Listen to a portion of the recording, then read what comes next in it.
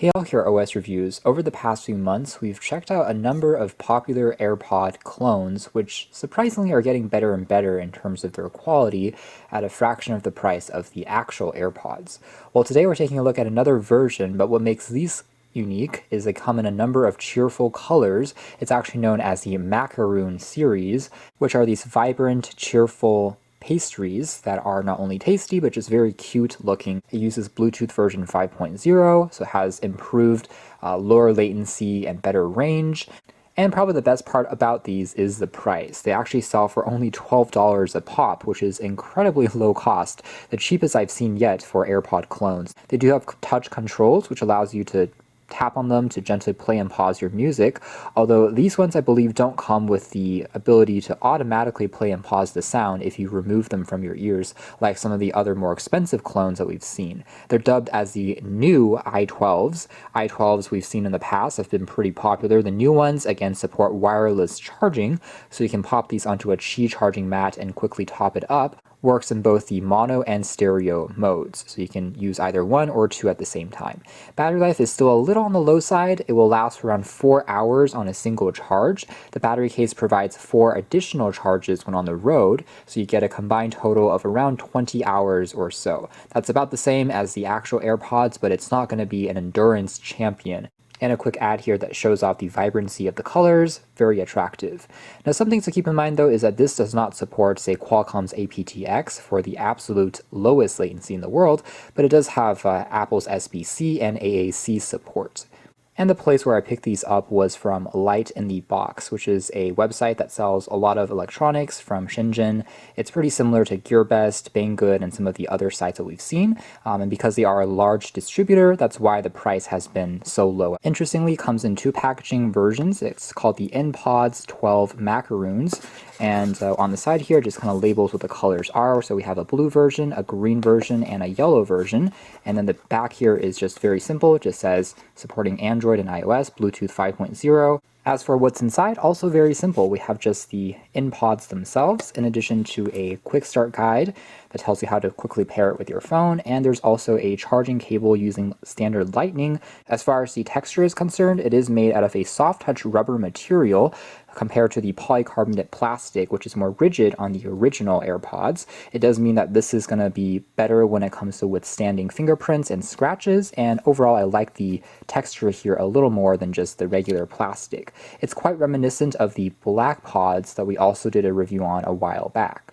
Now, in terms of a size comparison, they are very much similar since it is a clone, although I do think that is a tad, perhaps just by a hair, slightly taller than the actual AirPods. The placement of the button here is also shifted to be a little bit more down compared to the center placement on the AirPod 2s, but aside from that, it is very similar in terms of styling, and from afar, they look identical. One thing though is compared to some of the other one-to-one clones, because it is coated in a layer of rubber, it does also cover up some of the labels like designed by Apple in California, which this one again is basically underneath this paint.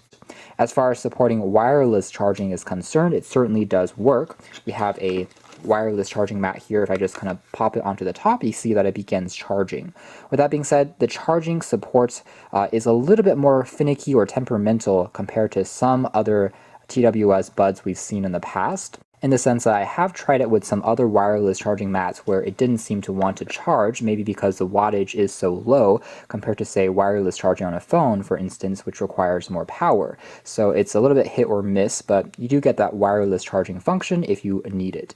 Otherwise, the 3 colors, of course, are exactly the same when it comes to their texture as well as their overall dimensions. Just very beautiful to look at, and I think that it definitely is going to add more customization to the choice of these buds that you may want to select from, just really making them more distinctive than the standard white that the real AirPods come in. What's also neat is tapping on this key actually begins charging when the buds are inside, and there is an LED light that you can see when it begins to charge. So if we kind of dim it here, there's a faint white light. It's almost a little bit transparent as it is charging, and there's also a red light on the buds themselves that will flash. Another fun touch or splash of color, and then the blue edition also has a blue light on the bottom, which is also pretty striking. It is quite fun and attractive to look at, matches the whole kind of vibrant theme that they have going on. you can actually stop the charging yourself just by tapping on the key again, and that turns off charging from the case. The hinge here is magnetic, so it opens and closes with a satisfying click. Popping it open, the buds themselves will automatically begin pairing with each other and connecting to your device,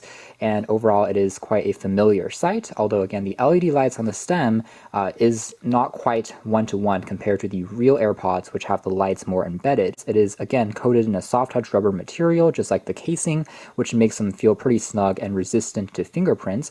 Also provides a little bit more resistance when you're wearing them. It shares the same half-in-ear, half-open design as the real AirPods, which means it's not quite as tight of a seal, not super noise isolating or noise canceling, but the benefit is you can still hear a little bit of what's going on around you if you're walking down a street, for example. Bottom here features the contacts for the charging, and they are magnetic, so they just attach into the case with a satisfying click.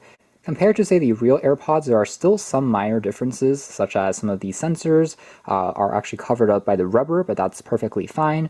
Microphone is a little bit more downwards, but aside from that, they do look quite close.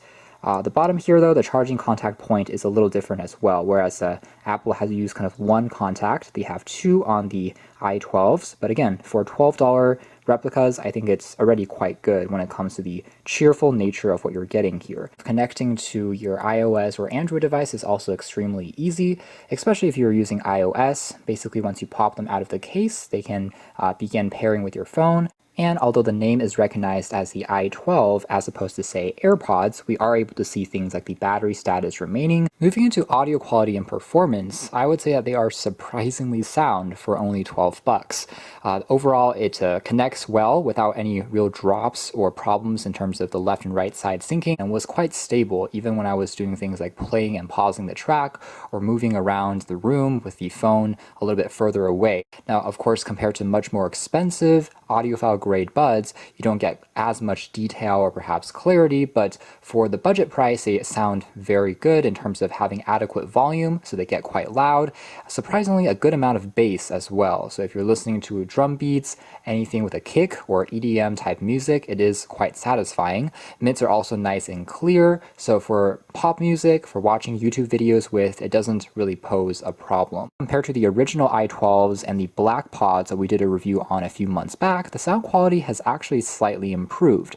There is a slightly cleaner sound overall. Although it still isn't the most detailed in the world, it has less hiss or static in the background compared to before, so very clean, despite not having, say, Qualcomm's aptX. The controls are also pretty intuitive for playing and pausing the track and skipping ahead, although one thing you aren't able to do on them is to adjust the volume. So just like many other pairs of buds, you can't raise it higher or lower. For that, you have to rely on the phone's volume controls. When it comes to watching back videos from other sources outside of YouTube, say Netflix or Hulu, it still doesn't have the lowest latency, so occasionally the audio may be a split second behind the video that's being played back, which is pretty normal as far as wireless buds are concerned, as long as you aren't using them, say, for extreme gaming or for watching the fastest action films, which require the lowest latency. I'd say most folks will be content, especially for music listening purposes.